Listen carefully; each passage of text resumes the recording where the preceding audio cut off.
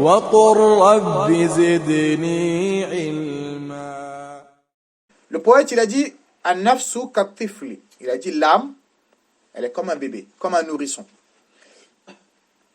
Qu'est-ce qui se passe? In tuhmilhu shabba ala hubbi rada'i. Si tu le négliges, le bébé, tu le laisses faire qui veut, il va jamais délaisser le sein de sa maman. Ça, voilà. Un bébé, quand il arrive à 2 ans maximum, là tu dois le sevrer, tu dois pas lui donner le sein. C'est 2 ans maximum. Ça. Mais il a dit le nafs, c'est comme un bébé.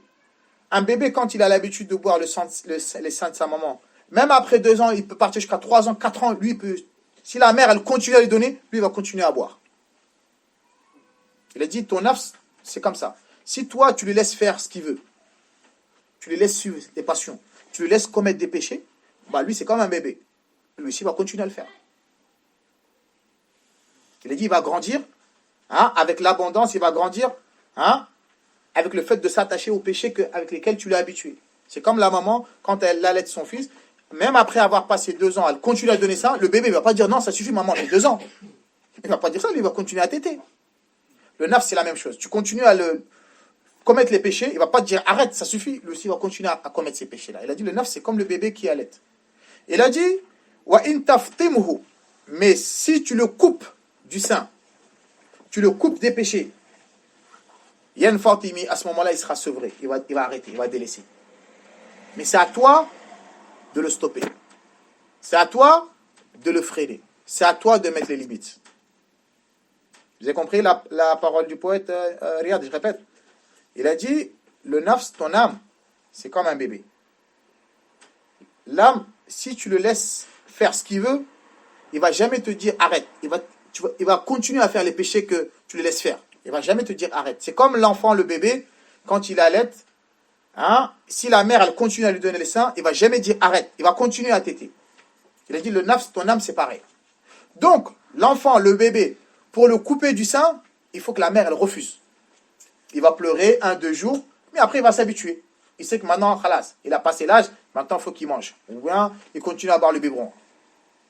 Le nafs, c'est la même chose. Si tu le stoppes, ce que tu l'as habitué, à ce moment-là, il va s'arrêter lui aussi. Mais si tu le laisses grandir, tu le laisses faire ce qu'il veut, comme on dit, comme certains sages, ils ont dit, ton nafs, il doit être ton âne.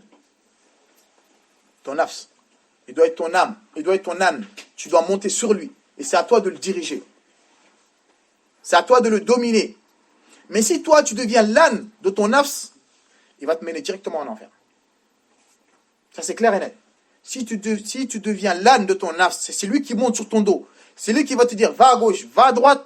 Lui, il va te ordonner de faire que du mal. Mais c'est à toi, et c'est très difficile ça. C'est pas facile. Comme vous le savez, Sofiane al-Thawri, rahimahullah, il a dit, l'ennemi le plus dur à combattre, c'est mon nafs.